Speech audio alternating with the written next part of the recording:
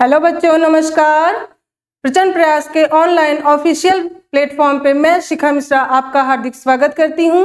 मैं आपके अर्थशास्त्र विषय की नई अध्यापिका हूँ और हम एक साथ मिलकर अर्थशास्त्र विषय के बारे में जानेंगे और समझेंगे कि क्या होता है अर्थशास्त्र, क्या हमारे जीवन में इसकी इम्पोर्टेंस है और क्यों जरूरी है हमें अर्थशास्त्र पढ़ना, क्यों इस विषय को हमें पढ़ाया जा रहा है। थोड़ा सा हम इन चीज़ों के बारे में जानेंगे। फिर इसके बाद आएंगे हम कक्षा 11 के पहले अध्याय स्वतंत्रता से पूर्व भारत की अर्थव्यवस्था। तो जैसा कि आपको पता है, अर्थशास्त्र हमारे जीवन से बहुत ही गहराई से जुड़ा हुआ है और इसलिए हमें ये जानना जरूरी है कि अर्थशास्त्र क्या है। तो सबसे पहले हम इसके शब्द का अर्थ समझते हैं। तो जैसा कि आपको शब्द से ही पता चल रहा, अर्थ का मतलब होता है धन। अर्थ का मतलब धन होता है, तो इसको हम कह सकते हैं धन का अध्ययन। धन का अध्ययन ही अर्थशास्त्र है। और जब हम इसको और गहराई से पढ़ेंगे तो हम ये जानेंगे कि अर्थशास्त्र के पिता कौन है। तो एडम स्मिथ अर्थशास्त्र के पिता कहे जाते हैं। अगर इनके अनुसार हम देखेंगे कि अर्थशास्त्र की परिभाषा क्या है, तो इन्होंने अपने शब्दों में कहा था, धन का विज्ञान ही अर्थशास्त्र है। धन के विज्ञान यानी धन का अध्ययन ही अर्थशास्त्र कहलाता है, अर्थव्यवस्था कहलाता है।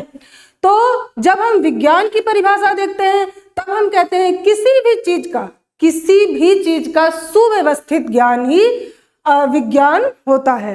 तो हम कह सकते हैं कि धन का विज्ञान या फिर धन का अध्ययन ही अर्थशास्त्र होता है। अगर और गहराई से देखते हैं तब हम ये जानते हैं कि जो हमारे सामाजिक व्यवस्था में अर्थशास्त्र का क्या मतलब है, तब हम देखते हैं किन्हीं भी चीजों का उत्पादन, उपभोग, विनिमय, वितरण, हर सभी चीजों को मिला करके जो एक व्यवस्था बनती है उसको हम कहते हैं अर्थव्यवस्था। तो हम सब मिलके बहुत ही मस्ती के साथ झूमते हुए इस विषय को पढ़ेंगे। मुझे पता है बच्चों को इकोनॉमिक्स पढ़ना बिल्कुल भी पसंद नहीं होता है, बच्चों को ये विषय थोड़ा सा कठिन प्रतीत होता है, परंतु आप बिल्कुल भी चिंता मत करिए। मैं आप लोगों को ये विषय बहुत ही सरलता के साथ, बहुत ही सरल शब्दों के साथ, बहुत ही सरल परिभाषाओं के साथ समझाने का प्रयास करूंगी और मुझे उम्मीद है आप सभी पूर्ण सहयोग करेंगे और आप सभी को ये विषय बहुत अच्छे से समझ में आएगा। तो जैसा कि हमारा जो अध्याय 1 है, स्वतंत्रता से पूर्व संध्या पर भारत की अर्थव्यवस्था, तो इसका मतलब है हमारा भारत कब आजाद हुआ था, ये हम बहुत अच्छे से जानते हैं, 15 अगस्त 1947 को। 15 अगस्त 1947 को जब हमारा भारत आजाद होता है तो वो किस अवस्था में था, और जब हमारा प्राचीन भारत था या मध्यकालीन भारत था, उस भारत को भी हम थोड़ा सा देखेंगे कि क्या वो भारत उसी कंडीशन में था जिस कंडीशन में हमारा भारत 1947 में था। इन चीजों के बारे में थोड़ा सा हम जानेंगे। इसके लिए, इन सब चीजों के अध्ययन के लिए हमें थोड़ा सा इतिहास में जाना पड़ेगा। बोर मत होइएगा, बिल्कुल ध्यान से सुनिएगा, बहुत मजा आएगा आपको सुनने में। जब हम इतिहास के बारे में सोचते हैं तो हमको लगता है इतिहास मतलब बहुत ही बोरिंग सब्जेक्ट, और इसलिए बच्चे इतिहास को पढ़ना नहीं चाहते हैं।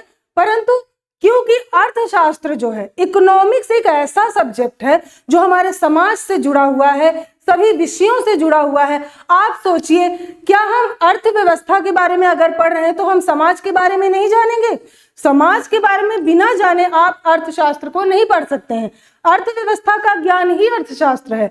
हम जो खर्च कर रहे हैं, जो व्यय कर रहे हैं, जो उपभोग कर रहे हैं, जो बचत कर रहे हैं, उसी का लेखा जोखा मिला करके हम अर्थशास्त्र कहते हैं।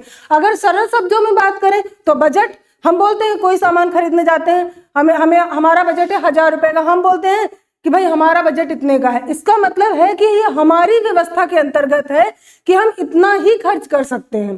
तो हमने अपना व्यक्तिगत भी हमारा एक होता है कि हम इतना योजना बना के चलते हैं, अपना एक बजट बना के चलते हैं, देश भी एक बजट बना के चलता है। तो इस तरह हम सभी विषयों को जब मिलाते हैं तब हमें अर्थशास्त्र के विषय में जानकारी मिलती है। तो अगर आप सोचेंगे कि अर्थशास्त्र को बिल्कुल से आप एक अलग विषय के अंतर्गत पढ़ेंगे तो आपको थोड़ा कठिनाई प्रतीत होगी, इसलिए सारे विषयों के बारे में थोड़ा थोड़ा इसमें जानकारी दी होती है। तो थोड़ा सा हिस्ट्री जानते हैं हम, बहुत ज़्यादा हम विषय से भागेंगे नहीं, बिल्कुल टॉपिक पे फोकस्ड होते हुए चलते हैं। थोड़ा सा हिस्ट्री जानते हैं कि जब 1947 में हमारा भारत आजाद हुआ, उसके पहले प्राचीन भारत जो कहा जाता है सोने की चिड़िया था, क्या वो भारत भी उसी अवस्था में था? क्या आपको ऐसा लगता है? तो चलते हैं हम, जो हमारा प्राचीन भारत था, आप सोचिए वहां पे शिक्षा की कितनी अच्छी व्यवस्था थी।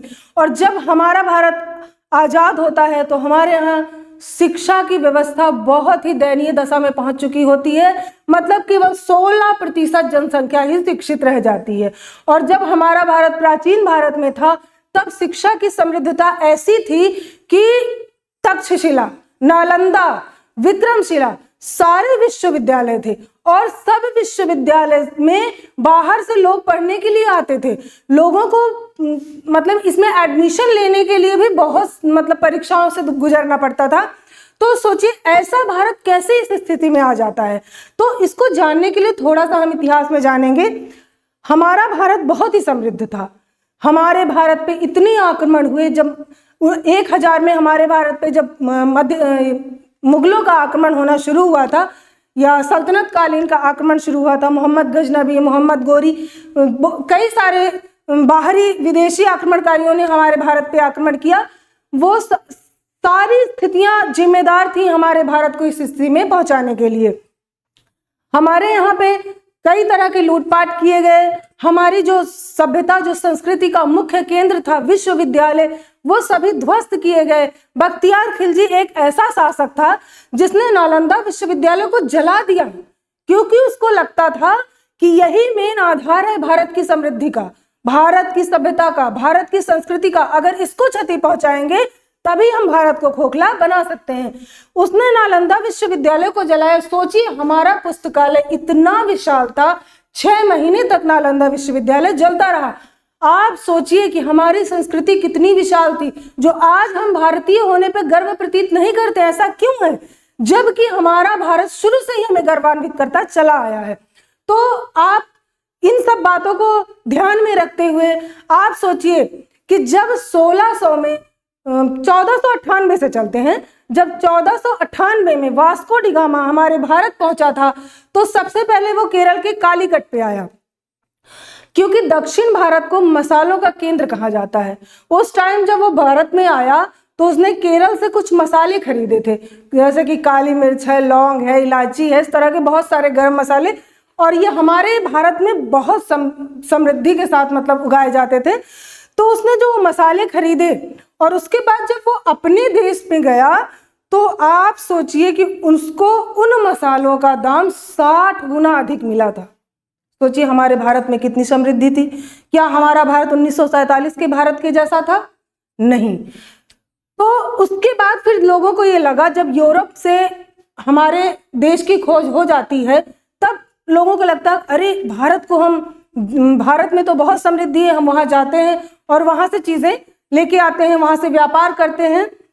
यूरोप वासी धीरे धीरे कर करके हमारे देश में आना प्रारंभ करते हैं। जैसे कि आपको पता है, सबसे पहले पुर्तगाली आए, ठीक है, फिर उसके बाद डच आए, फिर अंग्रेज आए, फिर फ्रांसीसी आए। ऐसे बहुत सारे व्यापारी आते चले गए और सभी केवल व्यापार करने आए थे। परंतु कैसे कैसे करके अंग्रेज हमारे भारत में इतने सुदृढ़ हो गए कि शासक बन गए, इन चीजों के बारे में जानना बहुत आवश्यक है। फिर उसके बाद क्या होता है, जब अंग्रेज आते हैं 1600 में, तब हमारे भारत में केवल वो व्यापार ही करने आए थे। परंतु उनको हमारे भारत में आने के बाद उनको ऐसा लगा कि हम यहाँ पर जो है व्यापार के अलावा भी कुछ कर सकते हैं। उन्होंने धीरे धीरे करके हमारी जड़ों को खोदना शुरू किया। जब हमारा भारत 1947 में जिस अवस्था में उन्होंने पहुंचा दिया था, उसके पीछे बहुत बड़ा रीजन हमारे अपने भी लोग जिम्मेदार थे उसमें, जो केवल अपना ही हित देखते थे। 1947 से पहले 1600 में वो आते हैं हमारे भारत में, उन्होंने अपनी कंपनी स्थापित की। हमारे ही राजाओं से परमिशन लेकर के वो कंपनी स्थापित करते हैं। सबसे पहले बंगाल में, बंगाल, बिहार, उड़ीसा, सब उस टाइम एक ही राज्य हुआ करता था, सबको बंगाल कहा जाता था। और आप सोचिए अखंड भारत एक ऐसा मुद्दा था कि हमारे भारत की समृद्धि आप इस तरह से भी जान सकते हैं। अखंड भारत 8 देशों को मिला करके अखंड भारत बना हुआ था। हमारे भारत से टूट करके 8 देश अलग अलग बनते हैं। अफगानिस्तान, पाकिस्तान, बांग्लादेश, नेपाल, भूटान, तिब्बत, म्यांमार, मालदीव, श्रीलंका, ये सारे देश मिला करके भारत कहे जाते थे। सोचिए, क्या एक ऐसा विशाल भूखंड, ऐसे विशाल भूखंड पे स्थापित देश क्या कभी गरीब हो सकता है? अगर इन प्रश्नों पे हम जाएं तब हमें प्रतीत होगा कि ये तो सोचने का विषय है। जो भारत इतना समृद्ध था वो इतनी गरीबी, इतनी बेरोजगारी और इस स्थिति में कैसे पहुंच गया, ये जानना अति आवश्यक है। जब हम और गहराई से देखते हैं तो अंग्रेज जब बंगाल में अपनी कंपनी खोलते हैं और उसके बाद उनको लगता है कि वो लोगों को नौकरी देना प्रारंभ करते हैं, लोगों को धीरे धीरे अंदर जब भारत में लोगों के बारे में जानना शुरू करते हैं, उनको लगता है कि यहाँ पे हम कुछ अच्छा कर सकते हैं। अब आप सोचिए, यूरोप कहाँ है? यूरोप, अगर हम मैप में जाते हैं तो यूरोप कहाँ है? यूरोप यहाँ है, ठीक है। और हमारा भारत कहाँ है? हमारा भारत यहाँ है, ठीक। इधर अफ्रीका है, इधर ऑस्ट्रेलिया है, और जाते हैं तो इधर आ जाएगा आपका अमेरिका, दोनों, उत्तरी अमेरिका और दक्षिणी अमेरिका। आप सोचिए, यूरोप यहाँ है और आना इनको यहाँ पर है। ये यहाँ से मार्ग खोजते हुए ऐसे ऐसे कर करके यूरोप आते हैं, और यूरोप तो बहुत बड़ा है, ब्रिटेन केवल इतनी दूर में है, ऐसे छोटा सा, बिल्कुल बहुत ही छोटा सा भूखंड इनका था। ब्रिटेन जब आप देखेंगे एकदम पतला सा, इसमें इनके चार राज्य हैं। ये हो जाएगा स्कॉटलैंड,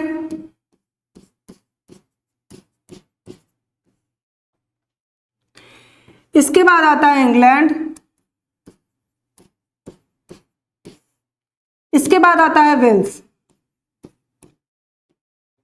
और यहां छोटा सा पार्ट एक आयरलैंड का है, जिसमें थोड़ा सा पार्ट उत्तरी आयरलैंड का है जिसको इन्होंने अपनाया हुआ है, तो ये भी इनका एक राज्य हो जाता है आयरलैंड, ठीक है। तो क्या हुआ, सोचिए, केवल 4 राज्य इनके पास है, और हमारे पास क्या क्या था? इधर अफगानिस्तान, इधर पाकिस्तान, इधर बांग्लादेश, इधर नेपाल, इधर भूटान, इधर म्यांमार, यहां मालदीव है, और यहां कहीं श्रीलंका। सोचिए, इतने बड़े भूखंड को इतने छोटे भूखंड वालों ने इसको कैसे अपना लिया होगा? कुछ तो इनकी रणनीति रही होगी। क्या सोचा होगा इन्होंने कि मतलब यहां पे क्या नहीं था, यहां पे सब कुछ था, फिर भी इन लोगों ने आकर के हमें गुलाम बना लिया। आसान बात तो नहीं थी, सोचने का विषय है। 1760 में यहां पे होती है औद्योगिक क्रांति। 1760 में यहां पे होती है औद्योगिक क्रांति। औद्योगिक क्रांति में क्या होता है? पहियों का आविष्कार, बड़ी बड़ी मशीनों का आविष्कार, तरह तरह के नए नए औजारों का आविष्कार। तो यहां पे हो रहा है आविष्कार, सोचिए, इतने छोटे से में। अब इनके पास जमीन तो है नहीं, ठीक है, इनके पास जमीन नहीं है, इनके पास बाजार भी नहीं है, और ये इतना बड़ा भूखंड, यहाँ पे भूमि भी है और यहाँ पे जनसंख्या भी है और यहाँ पे बाजार भी है। यहाँ पे कुछ भी नहीं है, जनसंख्या भी कम है, भूमि भी कम है और बाजार भी नहीं, लेकिन औद्योगिक क्रांति यहाँ पर हो रही है। अब इनके माइंड में एकदम से आया कि हम यहाँ पे व्यापार करने तो आए ही हैं, अगर हम यहाँ के शासक बन जाते हैं तो हमारा फायदा है। और उसमें साथ दिया भारत के ही कुछ लोगों ने, जैसे कि जमींदार वर्ग, उनको अपना फायदा दिख रहा था। उनको लगता था कि हमारा फायदा हो रहा है, हमें क्या लेना देना जनता से। सबसे पहले तो इन्होंने हमारे मस्तिष्क से खेला। कैसे? उन्होंने कहा कि आप लोग असभ्य हो, आप लोग को कुछ नहीं आता है, आप लोग बिल्कुल सभ्यता के बारे में जानते ही नहीं हो कि सभ्यता क्या होती है, किस प्रकार से आप लोगों को सभ्य बनाया जाता है। मतलब आप कुर्ता पैजामा पहनते हो और हम पैंट शर्ट पहनते हैं, हम सभ्य हैं, हम टाई लगाते हैं, हम कोट पैंट पहनते हैं, हम सभ्य हैं, और आप सभी लोग असभ्य हो। सबसे पहले इन्होंने मस्तिष्क को खेला। हम दातून करते थे, इन्होंने ब्रश बनाया। उन्होंने कहा कि दातून कर रहे हो, अरे आप लोगों को तो पता ही नहीं है, इससे दांत साफ ही नहीं होते हैं। आप गुड़ खाते हो, चीनी खाना चाहिए। आप दूध पीते हो, चाय पीना चाहिए। हम जो भी काम करते थे, हम हस्तशिल्प, लघु और कुटीर उद्योग पे हमारी अर्थव्यवस्था आधारित थी। इनको कहा नहीं, ये सब सामान यूज करने लायक नहीं, ये सब हटाइए, हम जो सामान ला रहे हैं वो आपके लिए अच्छा है। तो सबसे पहले इन्होंने हमारे मस्तिष्क को छेड़ा। इन्होंने कहा कि आप लोग असभ्य हैं और सभ्यता हम सिखाएंगे आप लोगों को। इन्होंने कहा हम गोरे हैं और आप लोग काले हो। इसमें इनका कोई रोल नहीं था, इनके गोरे होने में इनका कोई रोल नहीं था, लेकिन इन्होंने कहा हम गोरे हैं और आप लोग काले हो, इसलिए जो है हम सभ्य हैं और आप असभ्य हो। क्या गोरा और काला होने से सभ्यता और असभ्यता का परिमाण मिलता है? नहीं। ये गोरे क्यों थे? क्योंकि इनकी जलवायु इस प्रकार थी। हम काले क्यों थे? क्योंकि हमारी जलवायु इस प्रकार थी। भारत में आप ठंडे प्रदेशों में चले जाइए, लोगों का रंग साफ मिलेगा। आप जैसे जैसे दक्षिण भारत में आएंगे, लोगों का रंग थोड़ा सा गाढ़ा होता जाएगा। क्यों? क्योंकि जलवायु। गर्म प्रदेश में आप धूप में निकलेंगे, आप बाहर निकलेंगे, काम करेंगे, पसीना होगा, जाहिर सी बात है आपकी त्वचा का रंग थोड़ा सा गाढ़ा ही होगा।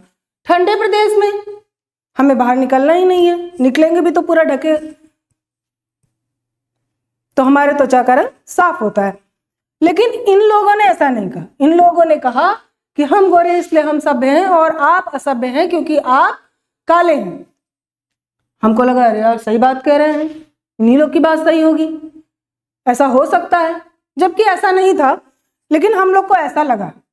इन्होंने कहा कि आप लोग संस्कृत पढ़ रहे हो, आप लोग संस्कृत पढ़ रहे हो, आप लोग हिंदी पढ़ रहे हो, आप लोग को इंग्लिश पढ़ना चाहिए। इंग्लिश एक ऐसी लैंग्वेज है जो मॉडर्न लैंग्वेज है, सभ्यता का प्रतीक है, जबकि आपको पता है संस्कृत सबसे पुरानी भाषा है, संस्कृत हर भाषाओं की उत्पत्ति का माध्यम है।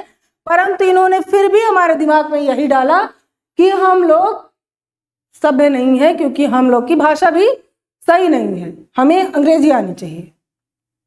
क्यों? क्योंकि इनको आती थी। तो इन्होंने तरह तरह से हमारे दिमाग को तोड़ा। जब अगला अपने आप को सुपर बताता है तो जो सामने वाला होता है उसको कहीं ना कहीं लगने लगता है, 4 बार वो बताएगा तो सामने वाले को लगने लगा कि हाँ हाँ यही बात सही है, जबकि ऐसा नहीं होता, लेकिन ऐसा लगने लगता है। फिर हमें लगा कि हाँ ठीक है।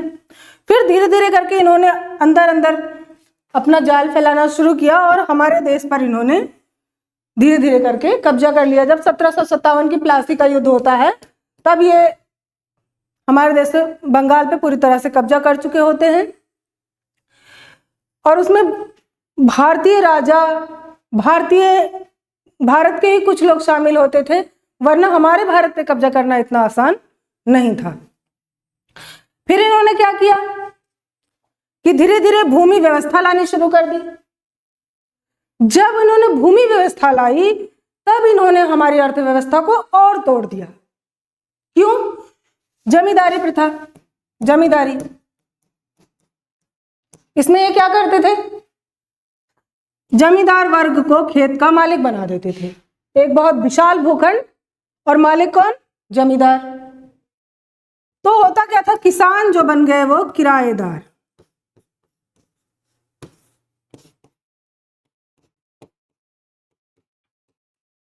किसान क्या बन गए? किराएदार। जो मालिक था वो किराएदार हो गया और जमींदार बन गए मालिक। इनको ड्यूटी दे दी कि आप लगान वसूल करेंगे, 1/11 भाग, 10/11 भाग, जो भी लेना था। तो इन्होंने बोला कि आप लगान वसूल करेंगे और हमें ला करके टाइम पे देंगे। इससे क्या हुआ, हमारी अर्थव्यवस्था की रीढ़ टूट गई, क्योंकि किसानों की हालत बिल्कुल खराब हो गई, बहुत ही दयनीय दशा में पहुंच गए, क्योंकि जो ये लोग कहते थे वही इनको करना पड़ता था। आप किसी घर में किराएदार हैं तो क्या आप सब कुछ अपने मन का कर सकते हैं? कब पानी आना है, कब नहीं आना है, कितनी देर, कितनी रात में आपको आना है, कितना देर आप घर में रह सकते हैं, हर चीज वो डिसाइड करते हैं, उसी हिसाब से हमको रहना होता है। तो वही चीज इनके साथ भी लागू हुई। जब ये किराएदार थे तो जमींदारों ने इन पे पूरा शोषण किया, क्योंकि फायदा इनको हो रहा था। तो जमींदारी प्रथा ने इस पूरे मतलब अर्थव्यवस्था को भारत की बहुत ही अधिक नुकसान पहुंचाया।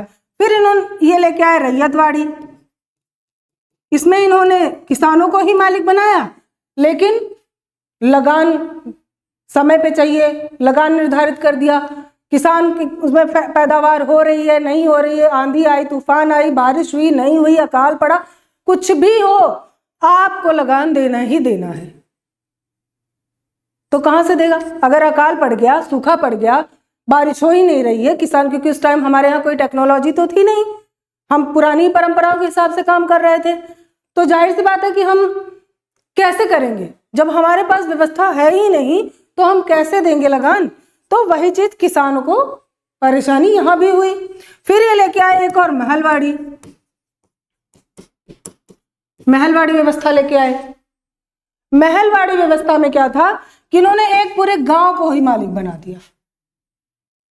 अब गांव को आप मालिक बनाएंगे, उसमें कोई एक मालिक नहीं था, पूरे एक गांव को उन्होंने निर्धारित कर दिया कि इस पूरे गांव से इतना लगान हमें चाहिए।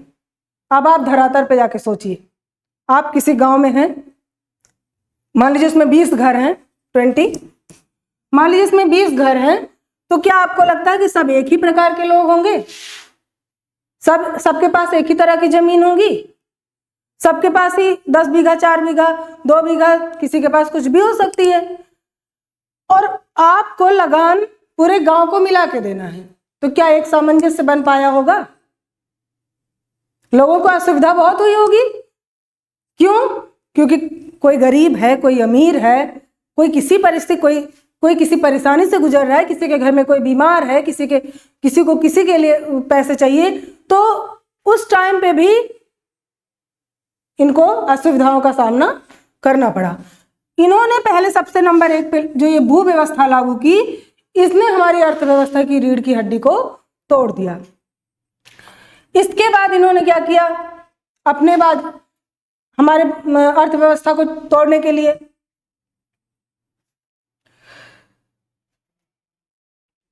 इसके बाद इन्होंने सोचा कि और क्या कर सकते हैं, तो इन्होंने किसानों को यह निर्धारित कर दिया कि किसान केवल खाने पीने वाला ही अनाज नहीं उगाएंगे, वो कुछ व्यापारिक कुछ फसलें उगाएंगे, जैसे कि गन्ना है, कपास है, तिलहन की कुछ फसल है, चाय है, कॉफी है, इस तरह की जो भी फसलें होती हैं जिससे वो अपना उद्योग चला सके, ऐसा कुछ कच्चा माल। नील है, आप सोचिए अगर उनके पास 20 बीघे जमीन है तो उसका 1/3 भाग पे उनको नील की खेती करनी है या कपास की खेती करनी है।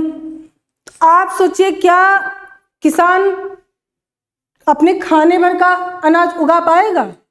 उसके घर में 10 लोग हैं, 20 लोग हैं, 40 लोग हैं, 50 लोग हैं, इस पे निर्धारित करता है। तो जब इन्होंने 1/3 भाग पे व्यापारिक फसल उगाने के लिए बोल दिया, जैसे कि नील है या कपास है, सब पे अलग अलग तरह का रूल, ये तो इतिहास का विषय है, इसको आप इतिहास में पढ़िएगा। मैं तो थोड़ा सा एक ओवरव्यू दे रही हूँ कि इन्होंने कैसे हमारी अर्थव्यवस्था को तोड़ा था। तो उसमें क्या हुआ कि किसान और भी टूट गए, क्योंकि इनके पास भूखमरी आती चली गई, इनके पास खाने के लिए अनाज नहीं थे। अब सोचिए जब इंसान खाने के लिए अनाज नहीं तो क्या नील खाएगा, कपास खाएगा? नहीं ना। तो किसानों के अंदर विरोध भी उत्पन्न होने लगा। सरकार, ब्रिटिश कानून या जो भी वहां के जमींदार वर्ग के लोग थे उनके प्रति उनके अंदर विरोध भी उत्पन्न होने लगा कि कैसे हम कर सकते, भाई हमारे बच्चे भूखे में, इंसान खुद भूखा रह सकता पर अपने बच्चों को भूखा नहीं देख सकता है। अगर उसके बच्चे भूखे मर रहे हैं तो वो क्यों उत्पादन करेगा नील का? वो क्यों उत्पादन करेगा जूट का, कपास का, पटसन का या किसी भी चीज का जिससे उनका उद्योग चलना है। परंतु इनके ऊपर ये रूल था कि आपको करना ही है। अब यहां भी हमारी अर्थव्यवस्था की हड्डी टूट गई।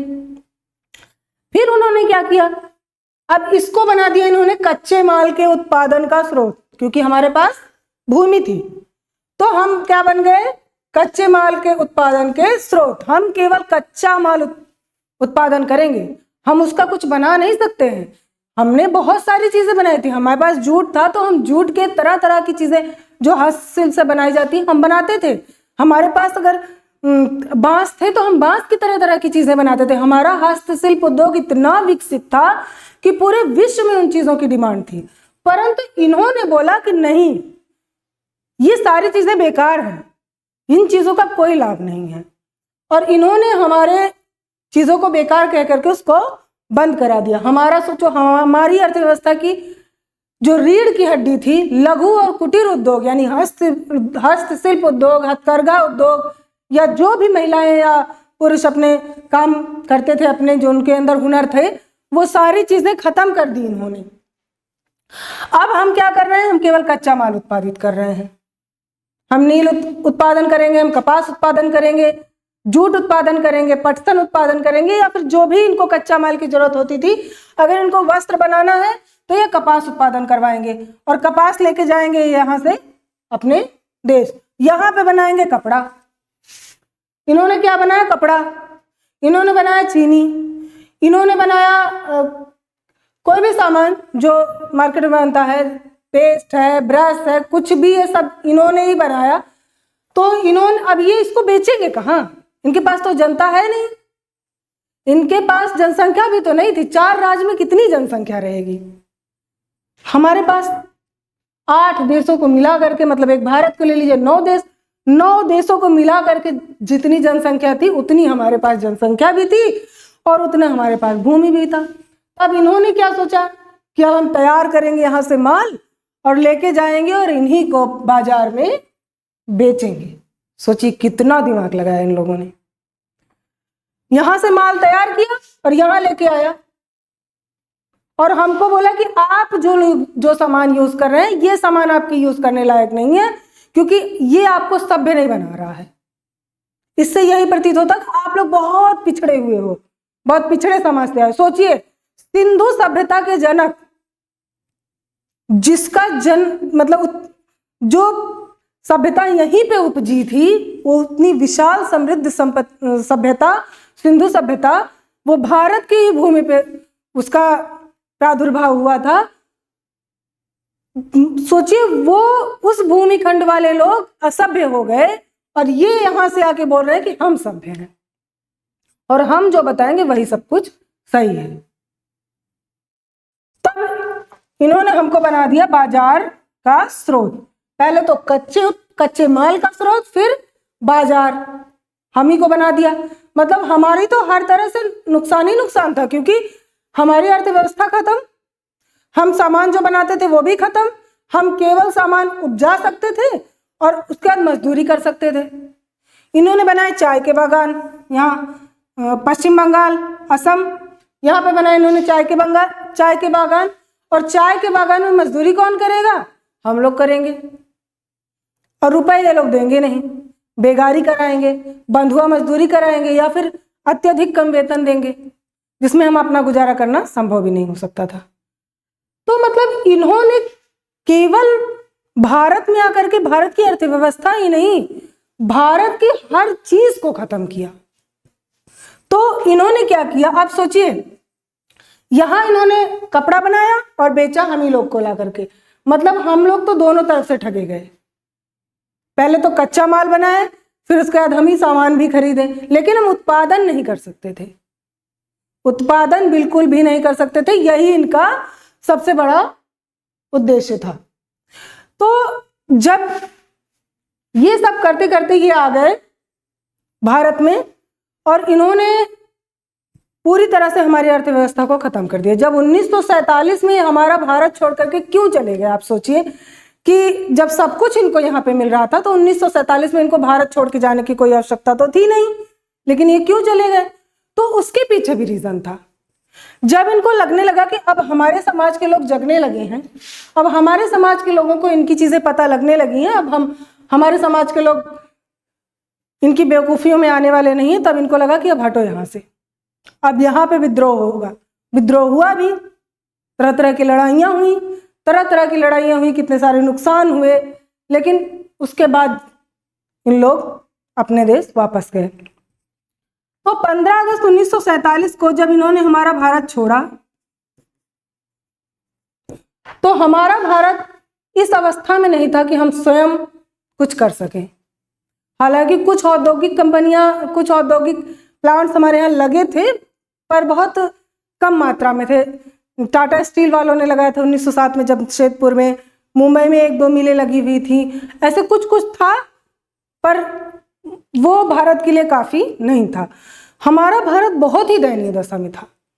निरक्षरता, गरीबी, बेरोजगारी, भूखमरी, स्किल भी खत्म हो गया, लघु कुटीर उद्योग खत्म हो गया, हथकरघा उद्योग खत्म हो गया, हमारे यहाँ कोई उत्पादन नहीं होता था, हमारे यहाँ कोई सामान, कोई मशीनें नहीं थी, सिंचाई की कोई व्यवस्था नहीं थी, कृषि की बहुत ही दयनीय दशा थी। अगर हम एक एक सेक्टर देखें तो कृषि की दशा तो बहुत ही दयनीय थी, क्योंकि हमारी 85% जनसंख्या कृषि पर आधारित थी, परंतु कृषि में कोई प्रौद्योगिकी नहीं थी, कोई बहुत विशेष प्रौद्योगिकी नहीं थी कृषि में। 85% जनसंख्या उस पर आधारित थी, परंतु कोई विशेष प्रौद्योगिकी उन्होंने हमें नहीं दी। केवल हमसे कृषि कराया, परंपरागत तरीके से कराया, कुछ ऐसा नहीं दिया कि हम कृषि को भी कुछ अच्छा उसमें कर सके, जैसा अभी हम कर रहे हैं। आप देख रहे होंगे कृषि में तरह तरह की टेक्नोलॉजीज आ गई हैं, हम तरह तरह की मशीनों का यूज़ कर रहे हैं, तरह तरह की सिंचाई की व्यवस्था यूज़ कर रहे हैं, बूंद बूंद पद्धति यूज़ कर रहे हैं, स्प्रिंकल पद्धति यूज़ कर रहे हैं, फव्वारा तकनीकी का यूज़ कर रहे हैं, ऐसे तरह तरह की तकनीकी, ट्रैक्टर है और थ्रेसर मशीन है, ऐसे बहुत सारी तरह की मशीनों का यूज़ कर रहे हैं, काटने के लिए, छीलने के लिए, बीनने के लिए, हर तरह की मशीनों का यूज़ कर रहे हैं। उस टाइम ऐसा कुछ नहीं था, हमें सब कुछ मजदूर वर्ग को ही मिलकर करना पड़ता था। तो जब हमारा भारत आज़ाद हुआ तो हमारे भारत की ये स्थिति थी कि हमारे भारत में लगभग 85% जनसंख्या कृषि पर निर्भर थी और केवल 15 से 16% जनसंख्या ऐसी थी जो सेवा क्षेत्र या औद्योगिक क्षेत्र में थी। तो आप सोचिए कि अब 85% जनसंख्या के हिसाब से हमारे यहाँ भूमि थी। एक परिवार में अगर 4 लोग हैं काम करने लायक, कार्यशील जनसंख्या हमारे यहाँ अभी भी ज्यादा है, तब भी बहुत ज्यादा थी, तो अगर एक परिवार में 4 लोग काम करने वाले हैं तो 4 लोग कृषि में काम कर रहे हैं, उत्पादन तो उतना ही होगा। मतलब एक भूखंड है और आप उसमें उत्पादन करने जाएंगे तो क्या आप उसमें कुछ एक्स्ट्रा उगा देंगे? जितनी जमीन है उतने ही बीज बोएंगे, उतने ही उसमें खाद पानी डालेंगे और उतना ही उत्पादन करेंगे। परंतु काम अगर 2 लोग का है तो भी काम उससे 4 लोग कर रहे हैं। क्यों? क्योंकि और कोई स्कोप ही नहीं था हमारे पास। हमारे पास कोई अलग व्यवस्था नहीं थी कि हम कुछ अलग से कुछ काम करें। तो हमारा भारत किस अवस्था में था सोचिए, कृषि पे आधारित जनसंख्या, परंतु कृषि भी पूर्ण रूप से करने लायक नहीं थी। इन्होंने हमारे कृषि को भी बहुत दयनीय स्थिति में पहुंचा दिया था। नील की खेती करवाई, भूमि का उपजाऊपन खत्म हो गया, अकाल पड़ जाते थे जिससे भूमि खराब हो जाती थी, वर्षा हो ही नहीं रही है। हमारे पास कोई टेक्नोलॉजी नहीं थी कि हम ट्यूबवेल लगा लें, नहरों के माध्यम से सिंचाई करें, ऐसा कुछ भी हमारे पास कोई स्कोप नहीं था, कोई स्रोत नहीं था कि हम इन सब चीज़ों का यूज करें। तो कृषि जो कि एक बड़ा सेक्टर था हमारे अर्थव्यवस्था का, वो भी बहुत ही पिछड़ी दशा में था। क्या आप लोग ये चीज सोच रहे हैं? कितनी गहराई की बात है कि कृषि जो हमारा सबसे मुख्य स्रोत था वो भी इतनी दयनीय दशा में 1947 में पहुंच गया था। और जाते हैं, अगर औद्योगिक क्षेत्र में जाते हैं तो आपको क्या लगता है उद्योग का क्या स्तर रहा होगा? जब हमारे यहाँ उन्होंने उद्योग लगाए ही नहीं, कोई इन्वेस्टमेंट हमारे यहाँ उन्होंने किया ही नहीं, तो हमारे यहाँ उद्योग का क्षेत्र कितना विस्तृत होगा? कुछ भी नहीं, क्योंकि उद्योग तो यहाँ लग रहे हैं ब्रिटेन में, उद्योग ब्रिटेन में लग रहे हैं और माल भी यहाँ बना रहे हैं, केवल सामान यहाँ से ले जा रहे हैं और सामान यहाँ पे ले आ रहे हैं। तो हमारे यहाँ की क्या स्थिति थी? ना तो कृषि था, ना उद्योग था, और ना कोई सेवा सेक्टर में कुछ उस टाइम काम हो रहा था, क्योंकि हमें तो केवल मजदूर बना के उन्होंने रखा था, हमारे पास और कोई काम नहीं था। शिक्षा थी नहीं, अगर व्यक्ति शिक्षित नहीं होगा तो कैसे वो किसी को सेवा दे पाएगा। मतलब ऐसा नहीं है, सेवा तो मजदूर वर्ग वाले लोग भी कर रहे हैं, परंतु जो स्किल डेवलपमेंट होता है, आपको एक गरिमापूर्ण अगर आपको जीवन जीना है तो आपको शिक्षित होना बहुत जरूरी है, क्योंकि शिक्षा ही एक ऐसा स्रोत है कि जो व्यक्ति को अपने भविष्य निर्माण में बहुत ही आगे तक ले जाता है, बहुत ही उज्जवल भविष्य बनाने में काम करता है। नहीं तो हम शिक्षा को ग्रहण ही क्यों करते। तो हमारे यहाँ शिक्षा नहीं थी, स्वास्थ्य का भी हाल बहुत ही बेकार था, क्योंकि जब हमारे यहाँ लोग शिक्षित नहीं थे तो हमारे यहाँ कोई डॉक्टर, इंजीनियर या ऐसा कुछ भी व्यक्ति होना भी मुश्किल था। जबकि सोचिए, हमारे पुराने भारत में, प्राचीन भारत में इतनी विशाल संस्कृति थी कि जो स्वास्थ्य का क्षेत्र था, आपको पता होगा कि जीवक जो राजवैद्य था, उसने महात्मा बुद्ध का उपचार किया था।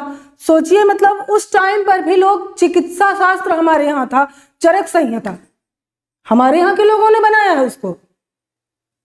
तो ऐसा नहीं था, हमारे यहाँ हम औषधियों से ही तरह तरह की चिकित्सा पद्धति करते थे।